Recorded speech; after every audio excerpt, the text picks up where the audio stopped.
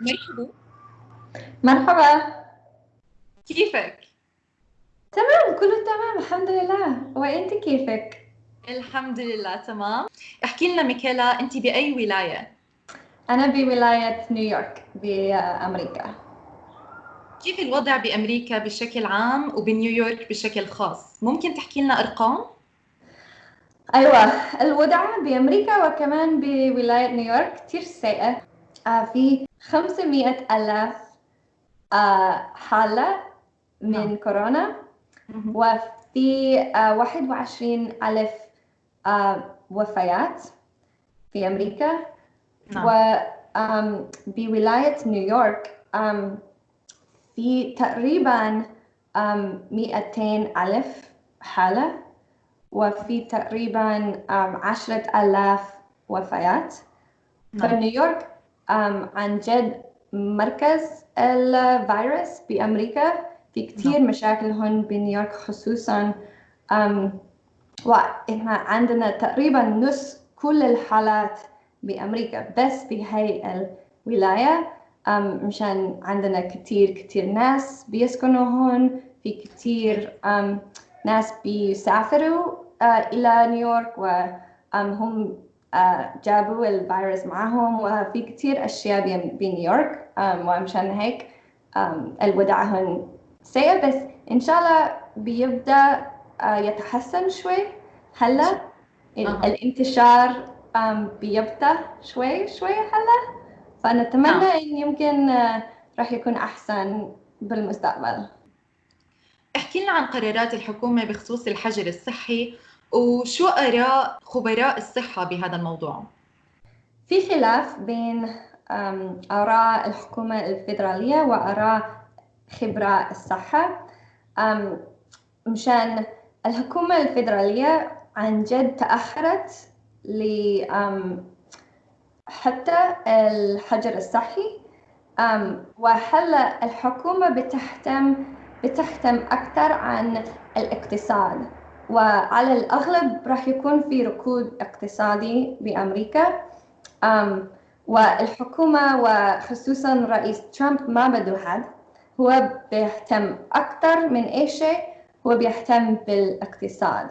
وبالعكس العلماء وخبراء الصحة هم بيهتموا بالصحة، فهم بدهم أكثر الحجر الصحي، وهو بده ينتهي كل الحجر الصحي. هو بده إن الناس بيرجعوا الحياة العادية أبكر من العلماء. وهذا راح يكون خلاف كبير، وبعد أسبوعين يمكن هم راح يكون لازم يختاروا شو الطريق لأمريكا. في حال قررت الحكومة الفيدرالية إيقاف الحجر الصحي، هل رح يتفقوا حكام الولايات مع هذا القرار وممكن الناس يرجعوا لحياتهم الطبيعية ويرجعوا للشغل؟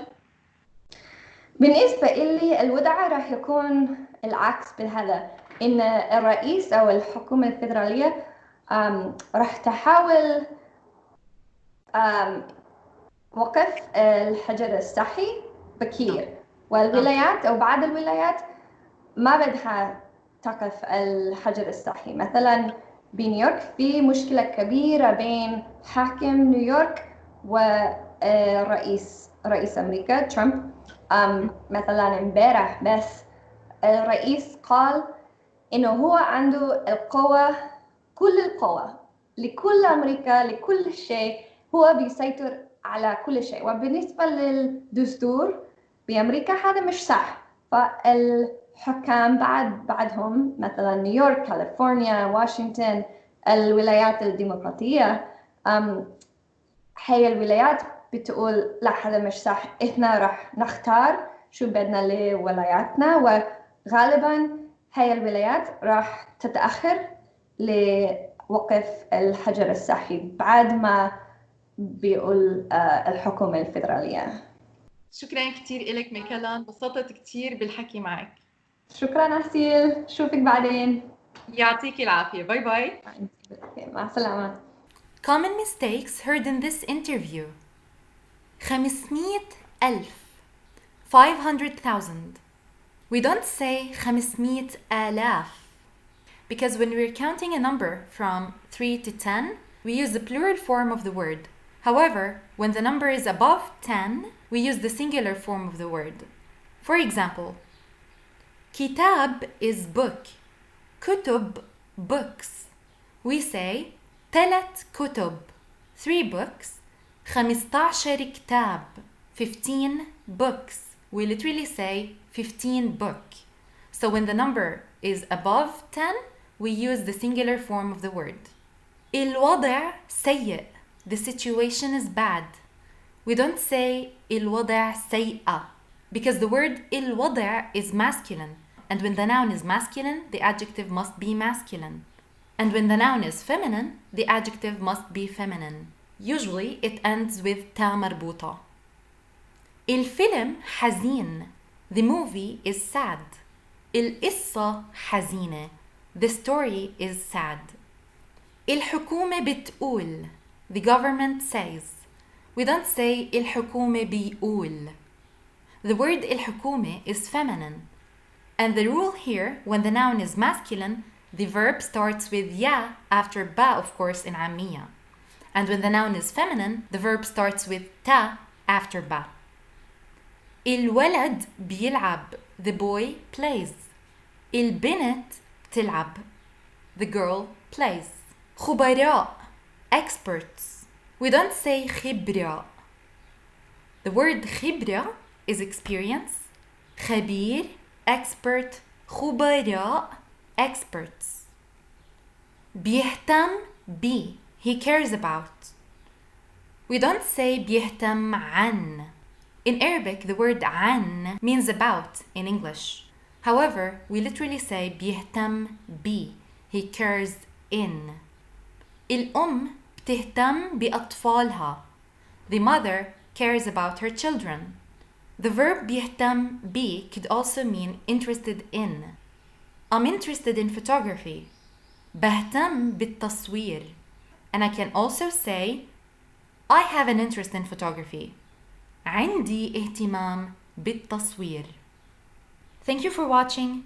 Please comment if you have any questions. And don't forget to like and subscribe to get more Arabic from the Arabic Coach. اوكي بلشنا. في 500,000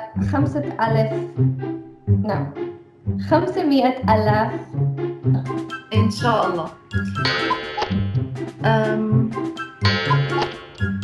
احكي لنا عن قرارات الحكومة. مالي. طيب احكي لنا عن قرارات الحكومة بخصوص الحجر الصحي وشو آراء خبراء الصحة بهذا الموضوع. في بعض امبارح بس الرئيس قال إنه هو عنده القوة، كل القوة. بإشي بعيني. انبسطت كتير بالحكي معك. هذا كان كويس، مش سيء. خلينا نحكي باي باي. Oh, okay. Wait, do it again. I thought we were done.